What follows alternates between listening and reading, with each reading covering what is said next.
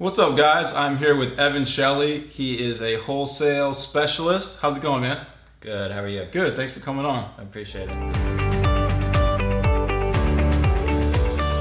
So Evan does a little bit of a more nuanced sale than I do typically. I'm more of a retail specialist and searching the MLS as well as homes, for sale by owner, etc.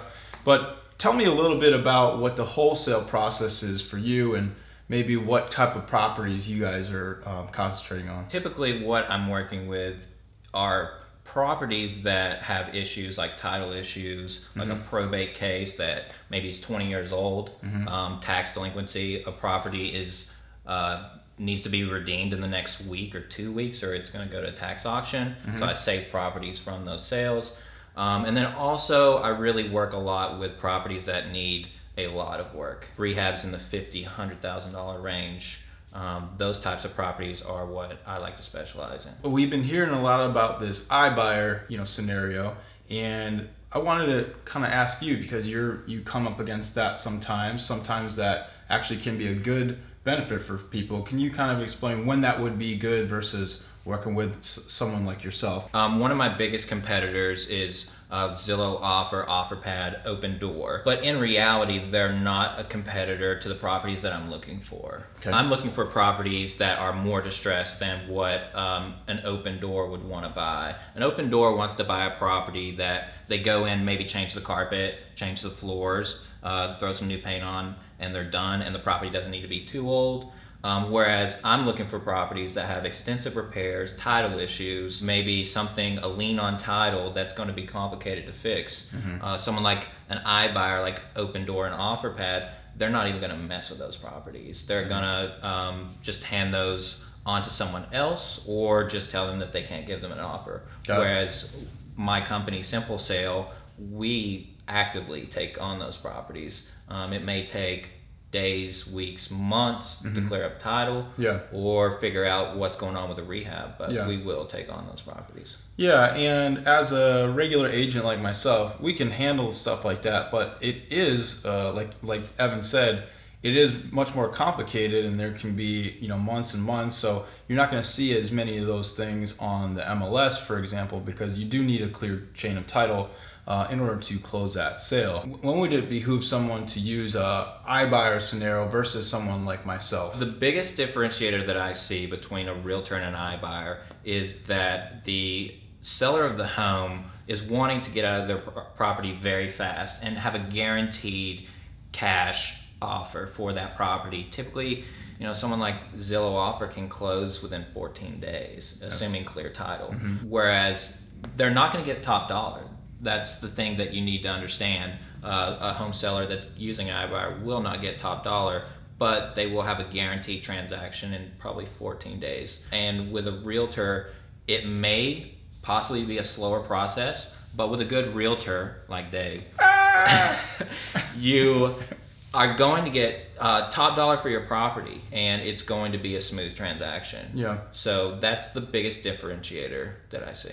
Some people are in a position they need that money fast, or like have something to do, or etc. But most people, that's one of their most important assets. So to take what I'm not sure if it's around 9% of a hit, that's a huge percentage. And it can be more. And it can be more, exactly. So I've had situations where we've gone to these iBuyers and they wouldn't even consider the property for one reason or another. What we are trying to do is trying to educate people about this process, and sometimes it's not all black and white. To work with a wholesaler, if you have some liens on your property, or if you need to get out of that house fast, maybe an iBuyer scenario, is your best option. You have to make those decisions and talk to some qualified experts and do some research on your own before making this important financial decision. The benefits of dealing with a reputable realtor or a reputable home buyer or wholesaler is they're gonna tell you what your best path is. I have plenty of clients that come to me and I can't give them an offer that makes any sense. I tell them, you need to see a realtor, a reputable realtor, or if you're needing cash fast, an iBuyer is going to be able to give you a better offer than I can, because I can't take that much risk on a transaction. Yeah. So I think the biggest thing is dealing with someone reputable. Right. Dealing with someone that you trust and you have a relationship with. No matter if you need to sell your property for cash fast, or you need to list the property. Yeah. Or you might not have to sell your property. Maybe you have equity in it. You just need to refinance it. Absolutely. Till you get your feet, Absolutely. in a better place financially, and then you can make that decision of, do you need to sell now, and then you can take your time with it. Yeah, absolutely. So I agree with that. Tell me like an example recently that you've had of a scenario that worked well for you and worked well for the client. Last week I closed on a property where it was an interesting situation, especially with the hurricane that came through. The property was going up for tax deed sale last Thursday. We could not close that property before Thursday due to a title issue. Okay. So I made a promise to the seller that I would save the property from the tax deed sale. So I redeemed the tax certificate, $7,000 up front. That was my risk. Okay. The seller at that point, we were under contract, but there was significant risk for me. I redeemed the tax certificate on Thursday, and then we closed the property on Friday. Okay. But those are the types of things that a reputable wholesaler or home buyer is going to do for you. You're not going to see someone that isn't reputable take on that type of risk or develop that relationship with a seller. Yeah.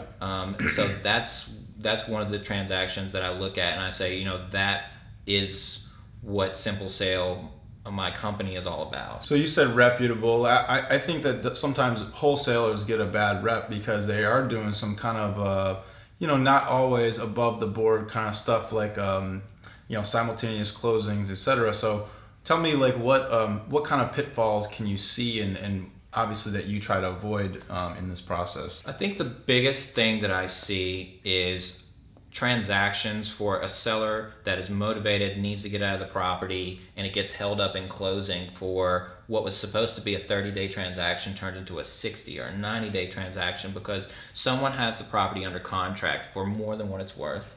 They're not able to flip that contract. Now they're stuck. They're making seller promises, and the seller is believing them. They're not wanting to lose out because every other offer they have may be $10,000, $20,000, $30,000 less, which is probably a lot of times where I'm at. I'm a lower offer, but I'm telling them, I'm going to get this transaction done for you. Right. But there's people that don't understand the real estate market that are out there making offers. Right. It makes it very difficult, and I think the worst part is it puts the seller in a really bad spot. One of the things that I've heard about the iBuyers is they'll give you one offer, but then they'll do a little bit of research, and then they'll basically do a bait and switch, and it'll be a lot less of a deal, and then they're kind of stuck if they're in a time bind. Yeah, so it gets your expectations up, right? The seller is like, well, I'm going to get $250 for this, and then they get a Zillow inspector come in, and maybe they actually only get $200, but they've kind of put their life on hold for a couple weeks, waiting, for that offer. I would say that's one of the biggest things that I see. Also, another thing that I see,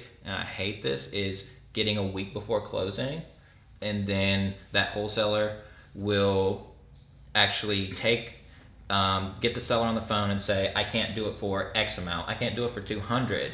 I'm not going to be able to get it done. I know we're closing in a week. Let's do it for $180.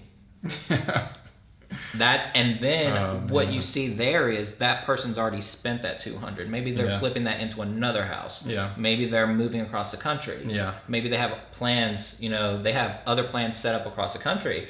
What is that seller going to do at that point? They have no other relationship with anyone else at that point. They plan their life out. They're going to take that $20,000 reduction, and that is horrible. Yeah. That is horrible. At the end of the day, you just got to try to do your research, work with reputable people, whether it's an iBuyer or a regular realtor or, wholesale, scenario. So, hey man, I really appreciate your time. It was interesting, and I'm sure people want to know more, and we'll put Evan's information at the bottom. So, absolutely. Appreciate it, brother. That was great. All right, man. Cool. Thank you.